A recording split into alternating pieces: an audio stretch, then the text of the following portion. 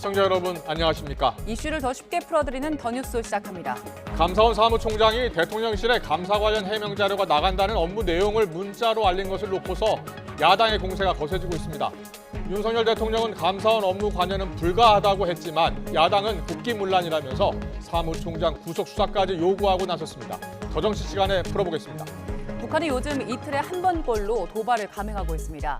한미 연합훈련, 특히 미국의 핵 항공모함 전단의 재출격에 신경을 곤두세우고 있다는데 그 이유를 자세히 알아보겠습니다. 먼저 오늘의 주요 뉴스부터 보시겠습니다. 북한이 이틀 만에 또 단거리 탄도미사일 2발을 동해상으로 발사했습니다. 북한 외무성은 미국이 한반도 수역에 항공모함 타격 집단을 다시 끌어들여 정세 안정에 엄중한 위협을 조성하고 있다고 비판했습니다. 정부는 NSC 상임위를 긴급 개최하고 북한의 연이은 무력 도발을 묵과할 수 없는 도전이라며 강력 규탄했습니다. 윤석열 대통령은 강력한 한미동맹과 안보 협력을 바탕으로 국민의 생명과 안전을 빈틈없이 채우겠다고 강조했습니다. 북한의 미사일 발사 문제를 논의하기 위한 유엔 안전보장 이사회가 열렸지만 러시아와 중국의 반대로 규탄 성명 채택은 불발됐습니다. 이에 당사국 자격으로 참가한 우리나라와 일본 그리고 미국을 비롯한 서방 이사국들은 별도로 장외 성명을 내고 북한의 미사일 도발을 규탄했습니다. 윤석열 대통령은 감사원 사무총장과 대통령실 국정기획수석관의 문자 메시지를 두고 업무 관련일 것이라며 독립성 논란에 선을 그었습니다. 그러나 더불어민주당은 감사원과 대통령실 유착으로 규정하고 국기문란이라며 맹비난했습니다. 국민의힘 윤리위원회가 오늘 이준석 전 대표에 대한 추가 징계 여부를 논의합니다. 사실상 이 전 대표에 대한 퇴출 선고가 될 것이란 전망이 높아 거센 폭풍이 예상됩니다. 석유 수출기구 오펙과 주요 산유국들의 협의체인 오펙 플러스가 다음 달부터 원유 생산량을 하루 200만 배럴씩 감산하기로 했습니다. 조 바이든 미국 대통령은 이 같은 결정이 세계 경제에 타격을 줄 것이라며 비판하고 전략 비축유 1,000만 배럴 추가 방출을 지시했습니다. 북한이 이틀 전에는 일본 상공을 넘겨서 중거리 탄도미사일을 발사했었는데요. 오늘 또 탄도미사일을 발사했습니다. 이번엔 새로운 장소에서 서로 다른 종류의 단거리 탄도미사일 2발을 쏜 걸로 알려졌는데요. 취재기자 연결해서 자세한 내용 알아봅니다. 한현희 기자. 네, 국방부입니다. 네, 먼저 북한이 이번에는 어디에서 미사일을 쐈습니까? 네, 평양 삼석입니다. 북한은 오늘 새벽 6시쯤부터 20여 분 동안 평양 삼석에서 동해상으로 단거리 탄도미사일 2발을 발사했습니다. 동해 동북쪽으로 날아간 것으로 전해졌는데요. 첫 번째 미사일은 비행거리 350여 킬로미터에 고도 80여 킬로미터, 속도 마하 5로 탐지됐고 두 번째 미사일은 비행거리 800여 킬로미터, 고도 60여 킬로미터, 속도는 마하 6으로 탐지됐습니다. 각각 초대형 방사포 KN-25와 북한판 이스칸데르 KN-23으로 추정됩니다. 발사 장소로 삼석구역이 등장하기는 이번이 처음인데요. 북한이 새로운 장소에서 서로 다른 종류의 단거리 탄도미사일을 섞어 쏜 것은 유사시 실전 상황에 대비하고 한미의 요격과 대응 체계를 무력화하려는 의도라는 분석입니다. 이번 발사는 북한이 지난 4일 자강도 무평리 일대에서 화성 12형으로 추정되는 중거리 탄도미사일을 발사한 지 이틀 만입니다. 지난주 훈련을 마치고 떠났던 미국의 핵추진 항공모함 로널드 레이건함이 닷새 만에 한반도 수역에 다시 출동해 오늘 한미일 연합훈련을 진행하는 만큼 이에 대한 무력 시위라는 분석이 나옵니다. 북한 외무성이 발사에 앞서 공보문을 통해 미 항모 간단이 다시 한반도에 전개되는 것을 주시하고 있다 이렇게 밝히기도 했는데요. 북한이 재전개를 주시한다고 밝힌 만큼 오늘 발사 이후에 계속해서 맞대응 성격의 미사일을 발사할 수도 있다는 관측도 나옵니다. 북한은 특히 공보문에서 미국이 한미 연합훈련들에 대한 응당한 대응 행동 조치를 유엔 안전보장이사회에 부당하게 끌고 간 것을 규탄한다며 최근 미사일 발사 책임을 미국에 전가하기도 했는데요. 당분간 북한의 도발과 한미의 억제가 이어지면서 한반도를 둘러싼 긴장감이 더 고조될 수도 있다는 관측입니다. 지금까지 국방부에서 YTN 한현입니다. 국가안보실은 긴급 NSC 상임위원회를 개최해 대응 방안을 논의하고 강력 규탄 의지를 밝혔습니다. 윤석열 대통령은 강력한 한미동맹, 한미일 안보협력으로 국민의 생명과 안전을 챙길 거라고 강조했습니다. 오늘 오후에는 일본 기시다 총리와 북한 도발과 관련해서 통화도 예정돼 있습니다. 취재기자 연결합니다. 조은지 기자. 네, 용산 대통령실입니다. 네, 북한이 지난 12일 동안 6차례 미사일 도발을 감행했는데요. 이틀에 한 번꼴입니다. NSC가 오늘 열렸죠? 네, 북한 도발이 이어진 지난 12일 동안 NSC도 6차례 열렸습니다. 국가안보실은 오늘 오전 김성환 국가안보실장 주재로 긴급 국가안전보장회의 NSC 상임위원회를 열고 대응 방안을 논의했습니다. 참석자들은 유엔 안보리 회의 중에 북한이 도발한 것에 주목하면서 이는 국제사회에 대한 묵과할 수 없는 도전이라는 점을 강력히 규탄했습니다. 그제 북한이 중거리 탄도미사일 IRBM을 쏘자 로널드 레이건 미 항모 강습단이 동해로 다시 돌아왔는데요. NSC는 이를 언급하면서 북한의 도발은 더 강력한 대응에 직면하게 될 거라고 경고했습니다. 윤석열 대통령도 출근길 안보 상황이 만만치 않다고 언급하면서 강력한 한미동맹과 한미일 안보 협력을 바탕으로 국민 생명과 안전을 빈틈없이 채우겠다고 말했습니다. 그제 북한의 IRBM은 일본을 지나 괌을 겨냥한 거였다면서 결국 한반도 전략자산 타격이 목표라고 설명했습니다. 윤 대통령은 오늘 오후 일본 기시다 총리와 안보 현안을 주제로 통화할 예정인데요. 과거사 문제도 논의할 거냐 이런 질문에 통화 주제를 정확히 알 수 없다고 답했지만 동시에 기시다 총리가 어제 일본 국회에서 전향적인 말을 했다고 소개했습니다. 상당히 전향적인 그 발언을 우리 기시다 총리가 했습니다. 다양한 그 국제적인 당면 그 현안들에 대해서 함께 헤쳐나가야 될 중요한 이웃이고 한일 관계가 조속히 정상화돼야 된다는 어제 국회 발언이 있었기 때문에 어제 대통령실 이관섭 국정기획수석 그리고 감사원 유병호 사무총장 사이에서 문자가 포착이 돼서 논란이 됐는데 여기에 대해서 윤석열 대통령 뭐라고 설명했습니까? 네, 어제 노출된 문자 사진에 민주당은 문재인 전 대통령에 대한 감사 배후가 대통령실이라며 날을 세우고 있는데요. 윤석열 대통령은 감사원 업무에 관여할 시간도 무리할 필요도 없다면서 독립된 기관이라는 점을 재확인했습니다. 윤 대통령은 언론에 나온 업무와 관련해 문의했을 거라면서 감사원 업무는 대통령실에서 관여할 수 없도록 헌법과 법률에 돼 있다고 말했습니다. 감사원의 직무상 독립성은 철저한 감사를 위해 보장된 장치라고도 했습니다. 오키나와에는 아마 무슨 보도에 드러난 저 언론 기사에 나온 이런 그 업무와 관련해가지고 그 어떤 문의가 있지 않았나 싶은데요. 하여튼 감사원 업무에 대해서는 관여하는 것이 그 법에도 안 맞고 그리고 그런 무리를 할 필요가 저는 없다고 생각합니다. 네, 윤석열 대통령은 또 이른바 윤석열차 만화에 대한 논란이 표현의 자유와 배치되는 것 아니냐는 질문에는 대통령이 언급할 문제는 아니라고 대답했습니다. 지금까지 용산 대통령실에서 YTN 조은지입니다. 유엔 안전보장이사회에서 미국을 비롯한 서방 2사국과 한국, 일본이 북한의 탄도미사일 도발을 규탄하는 장외 성명을 발표했습니다. 린다 토머스 그린필드 주 유엔 미국 대사가 안보리 회의를 마친 뒤 대표로 발표한 성명에서 이들 국가는 지난 4일 북한의 중거리 탄도미사일과 9월 25일 이후 7발의 다른 탄도미사일 발사를 강력히 규탄한다고 밝혔습니다. 이어 북한의 탄도미사일 발사는 복수의 안보리 결의를 위반한 것으로 지역은 물론 국제사회 전체에 위협을 가한다고 지적했습니다. 토머스 그린필드 대사는 미국을 포함해 여기 합류한 나라들은 북한의 대화 복귀를 촉구한다면서도 북한이 국제 비확산 체제를 흔들고 국제사회를 계속 위협한다면 우리는 침묵하지 않을 거라고 경고했습니다. 장외 공동성명에는 한미일 외에 알바니아와 브라질, 프랑스와 인도, 아일랜드와 노르웨이, 아랍에미리트, 영국 등이 동참했습니다. 북한의 중거리 탄도미사일에 대한 대응 사격 도중에 발생한 현무2C 미사일 낙탄 사고와 원인과 관련해서 합참은 특정 장치의 결함으로 초기 평가하고 있다고 밝혔습니다. 김승겸 합참의장은 오늘 국정감사에서 현재까지 미사일의 관리 운용상의 부실 혹은 무기체계 설계나 제작상의 하자 가운데 어디에 무게를 두고 있느냐는 국민의힘 신원식 의원의 질의에 이같이 답했습니다.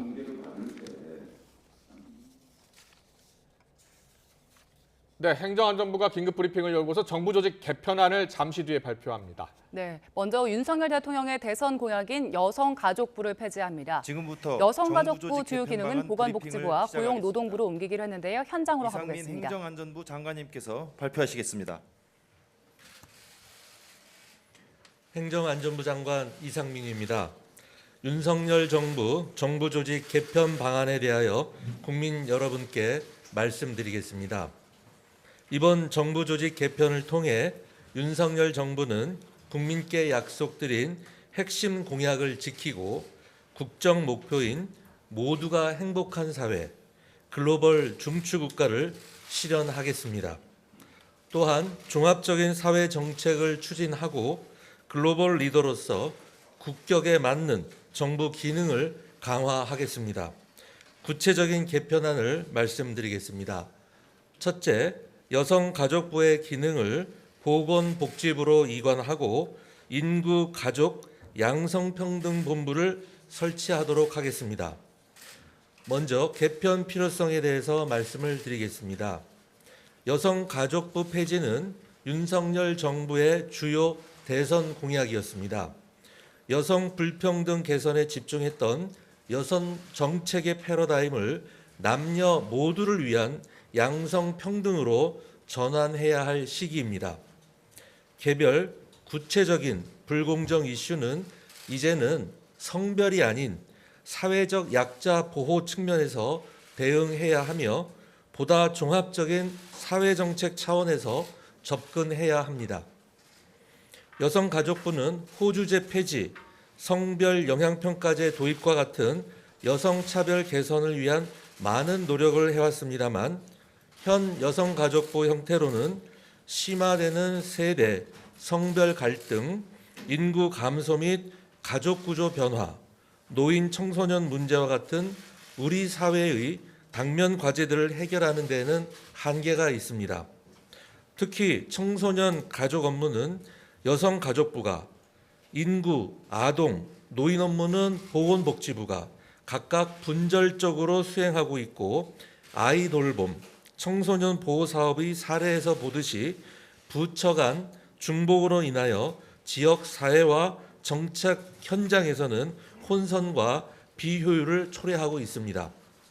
이에 따라 여성가족부의 기능 가운데 청소년 가족, 양성평등, 권익 증진 기능을 전 생애 주기에 걸친 종합적인 사회정책 수행 차원에서 보건복지부로 이관하고 여성 고용 기능은 고용 현장에 대한 이해와 전문성을 갖춘 고용노동부로 이관하도록 하겠습니다. 근본 개편을 통해 여가부 기능이나 조직은 축소, 쇠퇴되지 않고 오히려 사회복지 보건체계와 여성 가족 업무가 융합이 되어 시너지 효과를 낼 수 있을 것입니다. 먼저 보건복지부의 인구가족 양성평등본부를 설치하겠습니다. 이는 미래 대한민국의 지속적 발전을 위한 사회정책의 종합적, 전략적 추진체계가 될 것입니다. 본부장의 직위를 장관과 차관의 중간 수준, 즉 현재 통상교섭본부장과 동일한 수준으로 해서 정책 추진과 대외 교섭력에 지장이 없도록 하고 장관과 함께 관련 정책들이 원활히 추진되도록 하겠습니다. 다음, 유아, 아동, 청소년, 노인 등 전 생애 주기에 걸친 사회정책 체계를 마련하고 저출산, 고령화가 심화되는 현 상황에 적극 대응하도록 하겠습니다. 또한 양성평등 관련 사무를 수행하기 위한 양성평등 전담부서를 설치하고 현재 국무총리 소속의 양성평등위원회를 활성화, 내실화하여 범정부 종합조정 및 연계, 협력 기능을 강화하도록 하겠습니다. 아울러 가정폭력 방지, 디지털 성범죄, 스토킹 등 사회적 약자에 대한 권익 보호 및 증진 기능을 보다 더 촘촘하고 종합적으로 수행하도록 하겠습니다. 그동안 여성가족부와 고용부가 따로 수행해온 여성고용정책 기능을 고용노동부로 이관 통합하여 보다 종합적으로 고용정책이 추진될 수 있도록 하겠습니다. 다음으로 국가보훈처의 부단위 격상에 대해서 말씀을 드리겠습니다. 국가보훈은 대한민국의 핵심 가치인 자유주의 구현의 초석입니다. 미국과 캐나다, 호주 등 주요 선진국은 재향 군인 부를 설치하고 국가와 국민을 위해 희생한 분들에 대한 예우 정책을 추진하고 있습니다. 우리나라도 세계 10대 경제대국의 국격에 걸맞는 보훈 체계를 구축하고 인류 보훈 달성이라는 국정과제를 구현하기 위하여 현재의 국가보훈처를 국가보훈부로 격상하겠습니다. 국가보훈부 격상을 통해 국가보훈부 장관은 국무위원으로서 헌법상 부서권과 독자적 구령권을 행사하게 되는 등 권한과 기능이 강화됩니다. 역대 어느 정부보다 보훈을 중시하는 정부로서 보훈 대상자와 가족이 자긍심을 가질 수 있도록 확고한 보훈 체계를 확립하겠습니다. 다음으로 재외동포청 신설에 대해서 말씀을 드리겠습니다.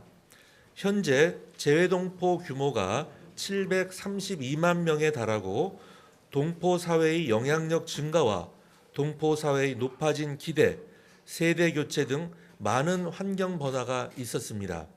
하지만 여전히 재외동포 관련 업무는 관련 부처와 재단에 분산되어 수행 중에 있습니다. 해외 각지에 계신 자랑스러운 우리 재외동포들이 자긍심을 가지고 보다 편안한 생활을 하실 수 있도록 외교부의 재외동포 정책 기능과 재외동포 재단의 사업 기능을 통합하여 외교부 장관 소속으로 재외동포청을 신설하겠습니다. 재외동포 대상 지원 정책을 강화하는 한편 영사, 법무, 병무 등 원스톱 민원 서비스를 제공하고 각종 교류와 협력 기능을 강화해 나가겠습니다. 아울러 재외동포정책위원회를 보다 내실 있게 운영해서 중장기 정책 방향성을 정립하고 관계부처 협업 등 재외동포 정책에 대한 총괄 조정 기능을 강화하겠습니다. 이번 개편안에서 다루지 않은 우주항공청의 경우 우주항공 전문가형 조직 구성 등 특수성을 반영하기 위해 연내 설립 방안을 마련할 예정이며 이에 근거하여 별도의 법률을 제정해서 설립을 추진하도록 하겠습니다. 가칭 출입국 이주관리청은 전문가 등 각계각층의 다양한 논의와 의견 수렴을 거쳐서 연내 합리적인 안을 도출해서 설립을 추진하도록 하겠습니다. 이상과 같은 내용을 반영한 정부 조직법 개정안이 금번 정기국회에서 처리되도록 적극 노력하겠습니다. 정부 조직법이 조속히 통과될 수 있도록 국회와 국민 여러분의 많은 관심과 지원을 부탁드립니다. 아울러 이번에 포함되지 않은 조직 개편 사항은 면밀한 진단과 각계각층의 국민 의견 수렴 등을 거쳐서 단계적으로 추진하겠습니다. 감사합니다. 네, 이상민 행정안전부 장관의 발표 내용 들으셨습니다. 정부 조직 개편안을 발표했죠. 일단 여성가족부를 폐지하기로 했다는 내용이 있었고요. 여성가족부의 주요 기능은 보건복지부, 노동부로 이관하기 때문에 여성가족부 전체 조직은 축소되지 않을 것이다 라고 말했습니다. 네, 그리고 국가보훈처는 국가보훈부로 격상이 되고 외교부 장관 소속으로 재외동포청을 신설한다는 내용이 있었는데요. 정부 조직 개편안과 관련해서 자세한 소식은 저희가 정리해서 다시 전해드리겠습니다. 네, 계속해서 북한 미사일 발사 관련 소식입니다. 북한 중거리 탄도미사일 발사 문제를 논의하기 위한 유엔 안전보장 이사회 회의가 열렸습니다만 아무런 결론을 내지 못하고 끝났습니다. 안보리 이사국들은 북한의 미사일 도발을 돌아가면서 비판했지만 중국과 러시아는 북한 미사일을 한미 연합훈련 탓으로 돌리면서 규탄 성명 채택을 거부했습니다. 워싱턴에서 권준기 특파원이 전합니다. 유엔 안전보장이사회 회의 시작과 함께 북한에 대한 비판은 시작됐습니다. This was a reckless act and the clear violation of relevant Security Council resolutions. This launch risks triggering a significant escalation of tensions in the region and beyond. 미국과 프랑스를 비롯한 13개 이사국은 북한의 미사일 발사에 대한 규탄 발언을 이어갔습니다. 지난달 핵무력 법제화에 이은 7차 핵실험 준비와 북한 내 인권 문제도 잇따라 지적했습니다. 일본과 함께 이해 당사국 자격으로 참석한 우리나라는 북한이 우리 정부의 담대한 구상에 응할 것을 거듭 촉구했습니다. And calls on the DPRK to respond positively to our new government's audacious initiative for sincere and substantive negotiation toward denuclearization of the DPRK. 미국 측 린다 토마스 그린필드 대사는 중국과 러시아에 날을 세웠습니다. These two members have gone out of their way to justify the DPRK's repeated provocations and block every attempt to update the sanctions regime.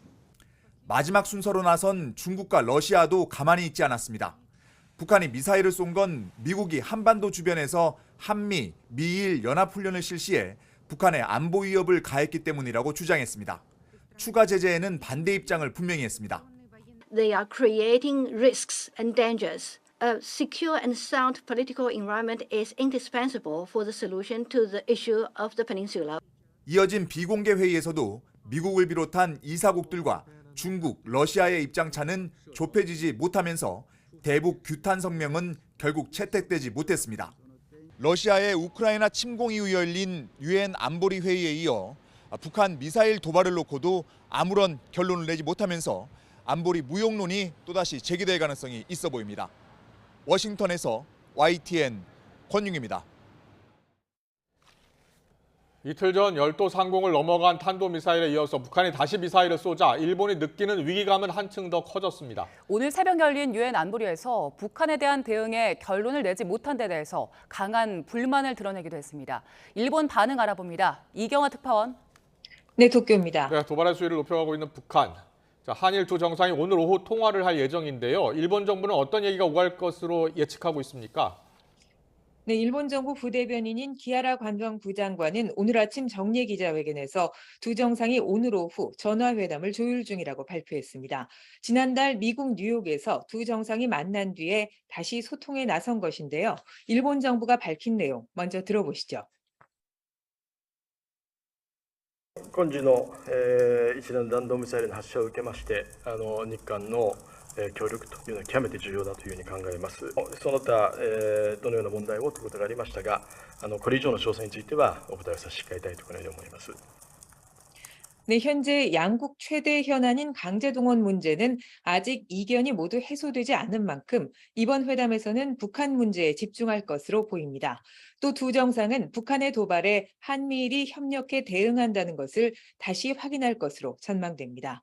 이에 앞서 기시다 총리는 국민의 생명 그리고 생활과 연결된 안보 분야에 있어 한국과 긴밀히 의사소통을 하고 싶다고 밝힌 바 있습니다. 북한이 오늘 아침에 쏜 미사일 두고서 일본 방위선 어떤 발표했습니까? 네, 일본 방위성은 오늘 오전 북한이 발사한 탄도미사일은 모두 일본의 배타적 경제 수역 밖에 떨어졌다고 발표했습니다. 방위성은 이번에 쏜 두 발 중 두 번째 미사일은 요격이 어려운 변칙 궤도로 날아갔을 가능성이 있다고 분석했습니다. 일본 정부는 북한의 미사일 기술이 최근 눈에 띄게 발전하고 있는 것에 강한 위기감을 드러내고 있습니다. 이에 따라 반격 능력 보유 등 모든 선택지를 배제하지 않고 방위력을 획기적으로 강화하겠다는 입장입니다. 일본 정부는 북한 미사일 발사 후에 베이징 대사관을 통해서 엄중히 항의했다고 밝혔습니다. 이번 발사로 인한 항공기나 선박 등의 피해는 아직 확인되지 않고 있습니다. 이틀 전에는 북한 탄도미사일이 5년 만에 일본 상공을 넘어갔습니다. 이 문제를 논의한 유엔 안보리가 결론을 못 낸 것에 대해 일본은 어떤 반응을 보이고 있습니까? 네, 일본 정부는 오늘 새벽 유엔 안보리 회의에서 중국과 러시아의 이견으로 아무런 결론을 내지 못한 것에 대해서 대단히 유감이라고 밝혔습니다.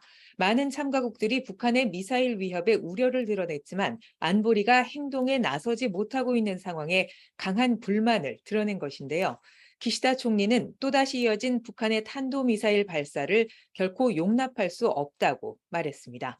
오늘 오전 일본 참의원에 출석해 총리가 밝힌 입장 함께 들어보시죠. 北朝鮮は今年に入ってからも今朝の発射を含め弾道ミサイルを21回にわたって発射しており、かつてない高い頻度で続く一連の挑発行動は国際社会に対する深刻な挑戦です。 네, 이틀 전에 북한 탄도미사일이 5년 만에 일본 상공을 통과한 뒤에 일본이 느끼는 안보 위기는 한층 커진 상황입니다. 핵실험을 포함한 북한의 추가 도발 가능성을 일본 정부는 긴장 속에 주시하고 있는데요. 기시다 총리는 유엔 안보리의 추가 대응을 촉구하면서 일본의 독자적 대북 제재도 검토하겠다는 입장입니다. 이런 가운데 일본 중의원에 이어 참의원도 오늘 5년 만에 대북 규탄 결의를 만장일치로 채택했습니다. 지금까지 도쿄에서 YTN 이경아입니다. 네, 그렇다면 북한이 왜 미국 항모 재출동에 이렇게 크게 반발하고 있는 걸까요? 전문가 연결해서 알아봅니다. 양욱 아산정책연구원 부연구위원 나와 계십니다. 나와 계시죠? 예, 안녕하십니까? 예. 안녕하십니까. 북한이 또 탄도미사일을 발사했는데 지금 열 이틀 만에 6차례, 그러니까 이틀 만에 한 번씩 도발을 감행하고 있습니다. 최근 미사일 도발의 특징과 의도는 뭐라고 보십니까? 자, 일단 북한이 굉장히 단기간 동안 여러 발을 발사를 했습니다. 보면은 발사하는 미사일 종류도 다 틀리고요.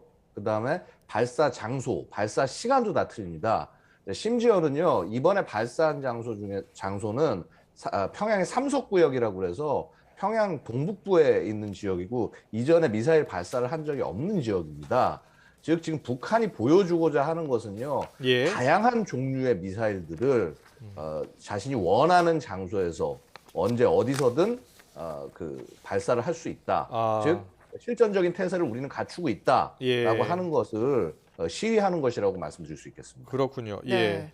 지금 일단 지난달 말에 미국 항공모함이 지금 들어와가지고 연합훈련을 하고 30일에 돌아갔었는데 북한의 도발로 인해서 다시 동해상으로 돌아왔잖아요. 이게 굉장히 이례적인 일이라면서요. 예, 그렇습니다. 사실 이제 북한이 항모가 이렇게 훈련을 하고 있는 이런 지역에서 미사일을 발사한 사례가 없었고요. 사실은 이제 이 돌아오게 된 가장 큰 이유는 지난번에 그 4,500km를 발사를 한 이 미사일 발사가 결국 미국으로 하여금 이거 도저히 북한의 상황을 그냥 지켜볼 수는 없다 하고 항모의 궤적을 돌리게 한 것으로 보입니다. 그리고 여기에 대해서요, 사실 북한 오늘 발사한 미사일들 중에서 보면은 미사일이 종류가 두 종이지 않습니까? 네. 예, 그래서 350km의 고도 80여 킬로미터를 날아간 것 하나와 800여 킬로미터의 고도 60km를 날아간 것이 있습니다.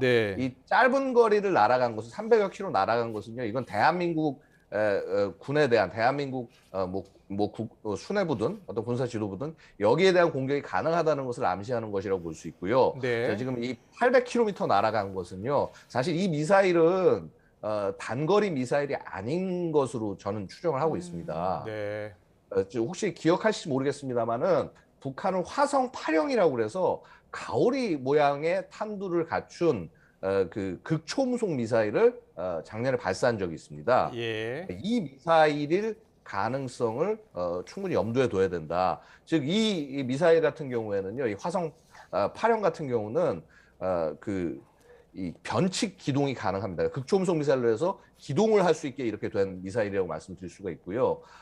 특히 이제 그 중국의 둥펑 17이라고 그래서 항모 킬러라고 우리가 뭐 부르기도 하는 그 미사일이 있는데 이것을 북한이 흉내낸 미사일로 보입니다. 그래서 결국 이 미사일 발사는 미 항모 전단에 대해서 우리가 공격할 능력이 있다라고 하는 부분들을 시위한, 그래서 굉장히 한 발 더 나간 그런 성격의 도발이라고 말씀드릴 수 있겠습니다. 알겠습니다. 그리고 미 항모 강습단이 사실 어제 오후 8시쯤 우리 수역으로 들어왔고요. 오늘부터 이제 한미일 연합훈련을 합니다. 그런데 핵항모 레이건호가 주축인 이 항모 강습단, 여기에 대해서 북한이 강하게 반발하고 있는 이유가 있을 텐데요. 이 항모 강습단이 도대체 어느 정도의 전투력을 갖고 있는 겁니까? 자, 일단요, 이 항모 강습단이 가장 중요한 것은요, 이제 안에 이제 함재기, 그러니까 예. 전투기들을 보유하고 있다는 것이고요. 예. 4.5세대 이상 전투기를 50에서 60대 정도 보유를 하고 있습니다. 네. 이게 숫자가 그렇게 많지 않아 보일 수도 있습니다만은 예. 사실은 상당한 능력을 가진 전투기들이기 때문에 사실 북한군 전체 항공 전력을 합쳐도 그 능력을 이렇게 비교할 수 없을 정도로 우위에 있는 전력이라고 할 수 있고요. 자, 이러한 항공모함이라고 하는 것은 결국은 적국을 초토화시킬 수 있는 능력을 가지고 있기 때문에 미국이 이 대한민국에 제공하는 확장 억제 역할을 하는 자산들 가운데 재래식 자산으로는 가장 강력한 것 중에 하나다라고 말씀을 드릴 수가 있습니다. 바로 그런 이유 때문에 북한이 매우 강렬하게 항모에 대해서 반발을 하고 있는 것이고요. 특히나 지난 정권 같은 경우에는 항모가 이 한반도 안에서 이렇게 예를 들어서 기항을 하고 또 이렇게 다국적 훈련까지 실시하는 이런 경우들이 거의 없었는데 이렇게 다시 이런 훈련들이 재개된 것에 대해서 굉장히 격한 반응을 보이고 있다라고 말씀드릴 수 있겠습니다. 네, 알겠습니다. 잠시만요. 양욱 위원님, 지금 속보가 들어왔어요. 속보 정리를 해드리고 다시 연결하겠습니다. 네, 이준석 전 대표가 제기를 했죠. 가처분 신청 기각이 됐다는 뉴스 속보가 들어와 있습니다. 따라서 국민의힘 정진석 비대위의 효력은 그대로 이제 인정됐고 유지되게 됐는데요. 과거 1차 가처분 신청 때 주호영 비대위는 이준석 전 대표의 손을 들어줬는데요. 이번 2차 가처분 신청은 정진석 비대위를 인정함으로써 이준석 대표가 전 대표가 제기했던 가처분 소송은 기각되게 됐습니다. 네, 다시 한번 전해드리겠습니다. 서울 남부지방법원이 오늘 이준석 전 대표가 국민의힘에 대해서 신청한 가처분 신청을 모두 각하하고 비대위원장 그리고 비대위원들에 대한 신청은 모두 기각했습니다.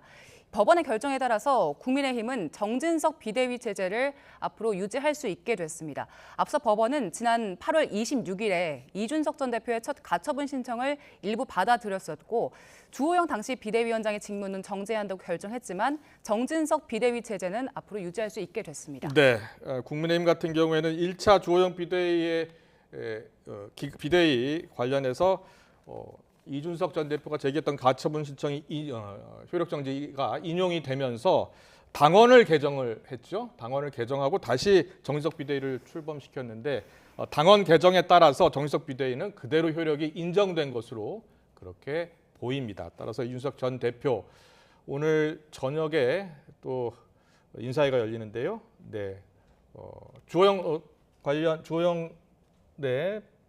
원내대표 지금 주호영 원내대표도 반응을 냈습니다. 이 결과에 대해서 당연한 결과다. 그리고 지난번 결정 역시도 잘못된 것이었다라는 입장을 냈는데요.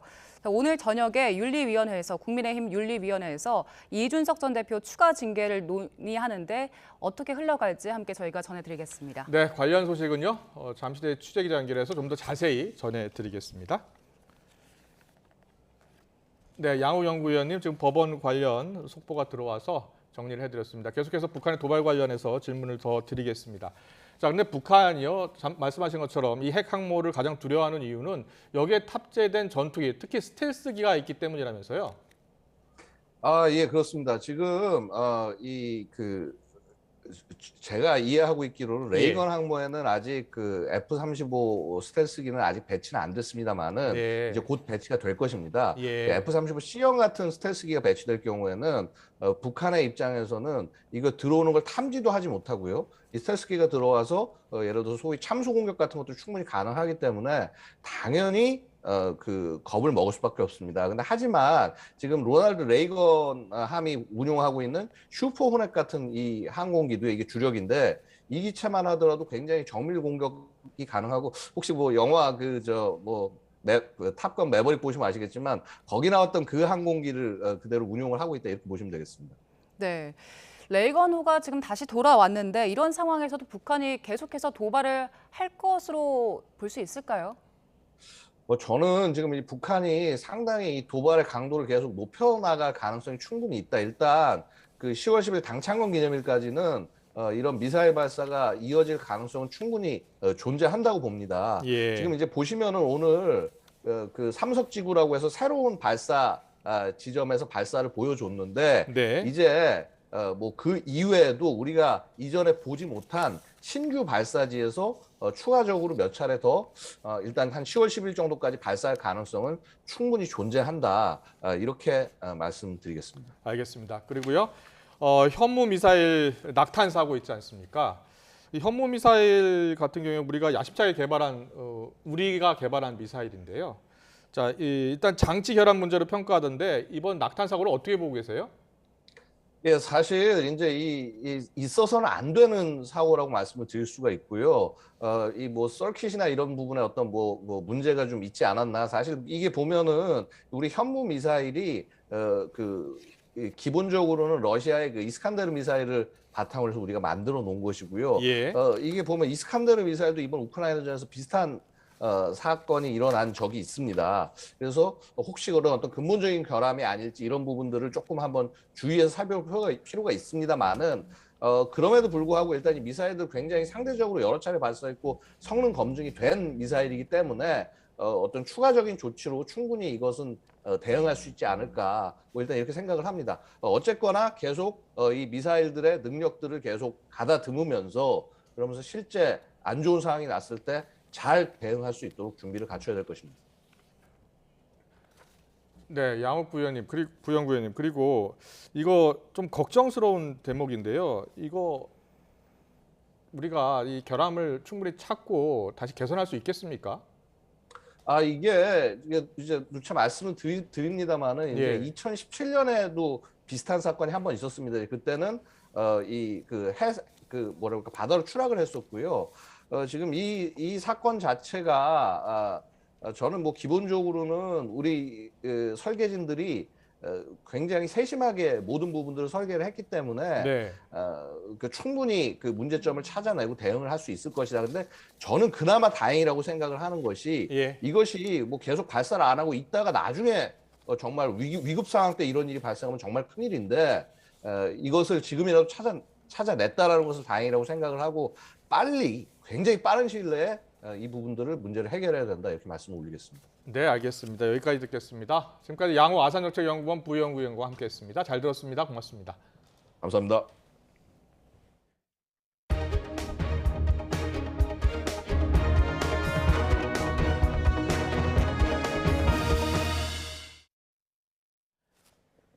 네, 정치권 소식입니다. 국정감사 사흘째인 오늘 법제사법위원회와 과학기술정보방송통신위원회 등 쟁점 상임위에서는 여야의 난타전이 이어지고 있습니다.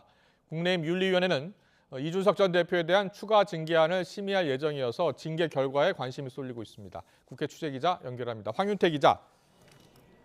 네, 국회입니다. 네, 국정감사 사흘차 일정입니다. 법사위에서는 지금 어떤 이야기들이 오가고 있습니까?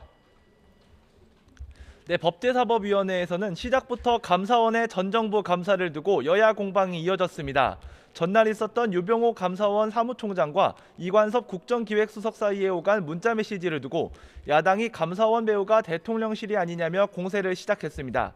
여기에 국민의힘은 문재인 전 대통령이 감사원 서면 조사를 받아야 한다고 맞서며 고성이 오갔습니다. 직접 들어보시겠습니다. 정치적 중립을 엄정하게 지켜야 되는 기관임에도 불구하고 해당 문자 내용으로 미루어 볼 때 지금 문제가 되는 전 정권에 대한 표적 수사를 사실상 대통령실에 배후가 있는 것 아니냐라는 의심되게.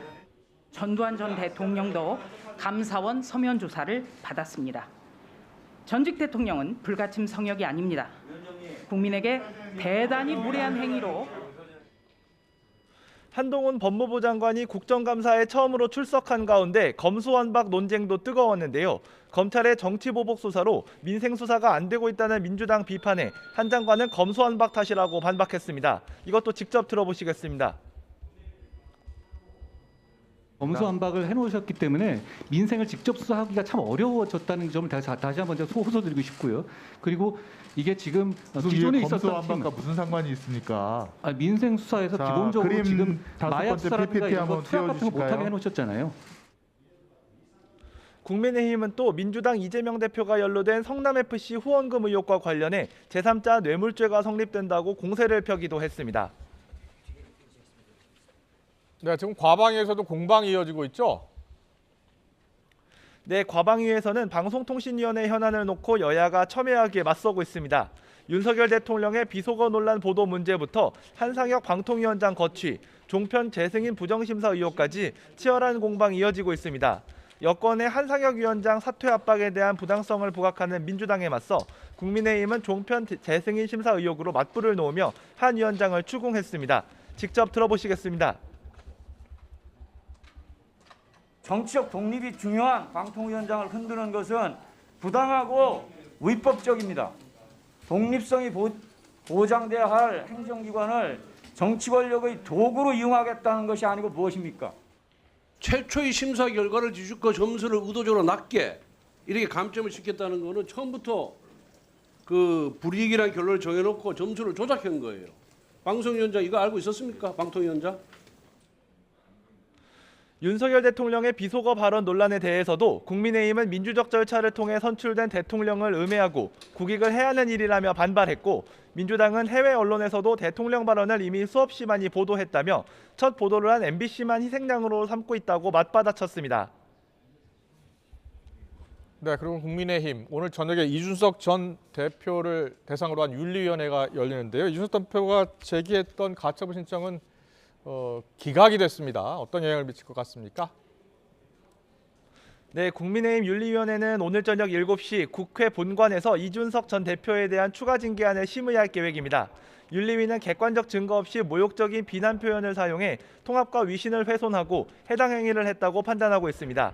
반면 이 대표 측은 오늘 입장문을 내고 출석 통지서에도 구체적인 비위 행위를 적시하지 않아 징계 사유를 밝혀달라고 했지만 윤리위 측에서 아무런 답변이 없다며 유령 징계를 중단하라고 반발했습니다.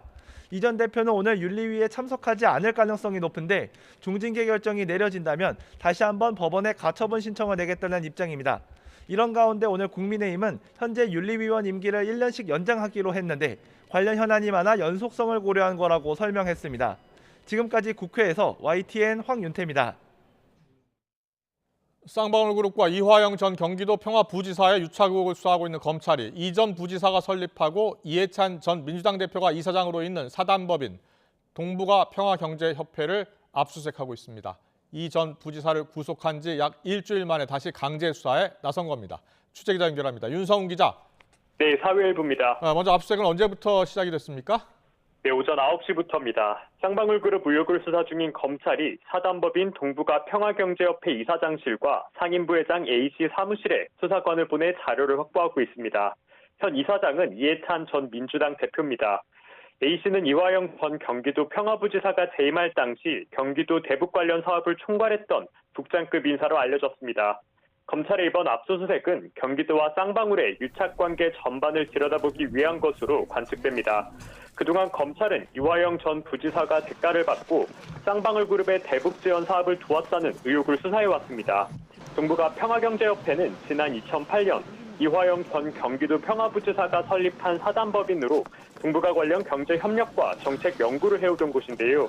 이 전 부지사는 단체 이사장을 지내며 대북 교류 관련 행사 등을 맡아왔고 이 가운데 1년 3개월가량은 쌍방울 사회 이사직도 함께 수행했습니다. 이재명 대표가 경기지사로 당선되면서 이 전 부지사는 2018년 7월 경기도 평화부지사로 취임했습니다. 동북아 평화경제협회는 이 전 지사가 이사장에서 물러난 지 석 달 만에 국회에서 북한 광물자원 개발 포럼을 개최했는데요. 당시 남북 광물자원 협력 방안을 논의한 뒤 이듬해인 광물자원 협력 기획을 주요 사업으로 설정했습니다.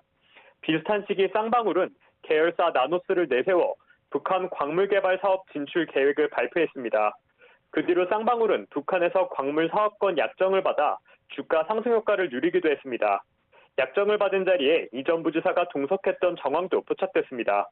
이 전 부지사가 설립한 사단법인과 사회이사로 있었던 쌍방울이 비슷한 시기에 같은 사업을 추진한 겁니다. 이 때문에 이 전 부지사가 대가를 받고 쌍방울의 대북 사업 진출을 지원했다는 의혹이 불거졌고 검찰은 관련 수사를 진행하고 있습니다. 앞서 이 전 부지사는 지난 2018년 8월부터 올해 초까지 쌍방울로부터 법인카드 등 뇌물 2억 5천여만 원을 받은 혐의 등으로 지난달 28일 구속됐습니다.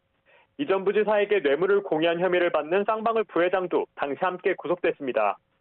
이와 함께 검찰은 경기도와 아태 평화교류협회가 주최한 행사 비용 수억 원을 쌍방울이 후원한 의혹을 살펴보고 있는 것으로 전해졌습니다. 지금까지 사회일부에서 전해드렸습니다. 3년째 이어지는 코로나19에 올해 물가 상승까지 겹치면서 자영업자들은 어려움을 호소하고 있습니다. 시민들도 오르는 생활비 때문에 운동 같은 여가 생활에는 지갑을 쉽사리 열지 못하고 있는데요. 대학가 헬스장도 치솟는 물가를 감당하기 어려운 상황입니다. 현장에 취재기자 나가 있습니다. 김태원 기자. 네, 서울 화양동에 있는 헬스장에 나와 있습니다.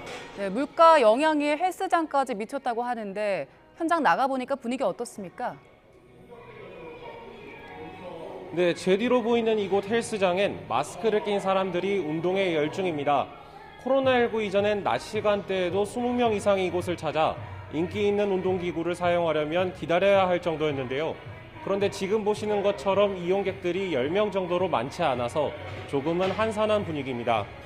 이곳은 특히 바로 근처에 대학교가 있어서 건강관리에 신경 쓰는 20대와 30대 젊은 층이 많이들 찾아왔다고 합니다. 매년 평균 1,500여 명이 새로 등록할 정도로 많은 회원이 방문했다고 하는데요. 하지만 코로나 여파로 회원이 기존의 30%까지 줄었는데 올해 들어 고물가 사태까지 닥쳐오면서 떠나간 회원들이 돌아오지 않는 겁니다. 코로나19 감염세가 여전한 데다 물가 상승세를 체감한 소비자들이 여가 비용인 운동비까지 아끼려고 한 건데요. 이에 수입은 절반 가까이 줄었는데 정작 헬스장 운영 비용은 늘었다고 합니다. 코로나19가 끝나면 회원이 늘어날 거로 보고 투자 차원에서 새 운동기구를 들여온 건데요. 치솟는 물가에 기구 가격까지 덩달아 오르면서 헬스장 업주는 울상입니다. 관계자의 목소리를 직접 들어보겠습니다. 적게는 몇백만 원에서부터 많게는 수천만 원까지 현재 매출에 관련해서 저희가 적자를 많이 보고 있기 때문에 센터 관련해서는 좀 많이 어려운 게 사실인 것 같습니다. 여기에 쾌적한 운동 환경을 위한 냉난방도 필수인데 이달부터 전기와 가스 요금이 일제히 오르면서 3년째 쌓여만 가는 적자는 당분간 이어질 전망인데요. 5%를 웃도는 가파른 물가 상승이 반년 가까이 이어지면서 자영업자들의 근심도 깊어지고 있습니다. 지금까지 서울 화양동에 있는 헬스장에서 YTN 김태원입니다. 석유 수출기구 오펙과 러시아 등 비오펙 주요 산유국들의 협의체인 오펙 플러스가 다음 달부터 하루 200만 배럴을 감산하기로 결정했습니다. 오펙 플러스는 현지 시간 5일 원래 장관급 회의를 마친 뒤 발표한 성명에서 다음 달 하루 원유 생산량을 이달보다 200만 배럴 줄이기로 합의했다고 밝혔습니다. 이는 코로나19 대유행 이후 최대 감산폭입니다. 조 바이든 미국 대통령은 오펙 플러스의 대규모 감산 결정이 세계 경제에 타격을 줄 것이라며 실망감을 표시했습니다. 제이크 설리번 백악관 국가안보보좌관과 브라이언 디스 국가경제위원회 위원장은 성명을 내고 대통령은 푸틴의 우크라이나 침공으로 기름값이 인상된 가운데 나온 오펙 플러스의 근시안적 결정에 실망했다고 밝혔습니다. 이와 관련해서 조 바이든 대통령은 11월에 전략 비축유 1,000만 배럴을 추가로 방출할 것과 단기에 국내 에너지 생산을 증대시킬 수 있는 추가 조치가 있는지 검토하라고 지시했다고 백악관이 전했습니다. 오늘도 내륙 지역은 구름만 다소 지나며 깊어가는 가을을 느끼기 좋습니다. 하지만 동해안 지역은 동풍의 영향으로 다소 강한 비가 이어지고 있는데요. 특히 경북 울진에는 호우경보가, 강원도 강릉과 양양에는 호우주의보가 내려져 있습니다. 내일까지 강원 영동 중북부 많은 곳에는 120mm 이상, 경북 북부 동해안에도 최고 80mm의 비가 더 내리겠습니다. 내륙 지방도 내일은 대체로 흐린 날씨가 이어지겠고요. 새벽부터 아침 사이 강원 산간에는 약한 비 또는 눈이 내리는 곳이 있겠습니다. 동해안 지역은 저녁까지 비가 길게 이어지겠고 동해안과 호남 해안, 제주도에는 초속 15m 이상의 강풍이 불겠습니다. 내일 아침도 날이 무척 쌀쌀하겠습니다. 서울 11도, 대전 13도, 광주는 14도로 오늘과 비슷하거나 조금 낮겠습니다. 낮 기온은 서울 18도, 광주 20도, 대구 21도로 오늘보다 1에서 2도가량 낮아서 서늘하겠습니다. 토요일에는 서울 아침 기온이 10도까지 떨어지면서 올가을 들어 가장 쌀쌀한 날씨를 보이겠고요. 한글날인 일요일에는 전국에, 월요일에는 중부와 전북 지방에 비가 내릴 전망입니다. 날씨였습니다. 네, 감사원 사무총장이 대통령실에 감사 관련 해명 자료가 나간다는 업무 내용을 문자로 알린 것을 놓고서 야당의 공세가 점점 더 거세지고 있습니다. 윤석열 대통령은 감사원 업무에 관여할 여유도 없다고 했지만 야당은 국기문란이라며 사무총장 구속 수사까지 요구하고 나섰습니다. 잠시 뒤 여야 의원과 이야기 나눠봅니다.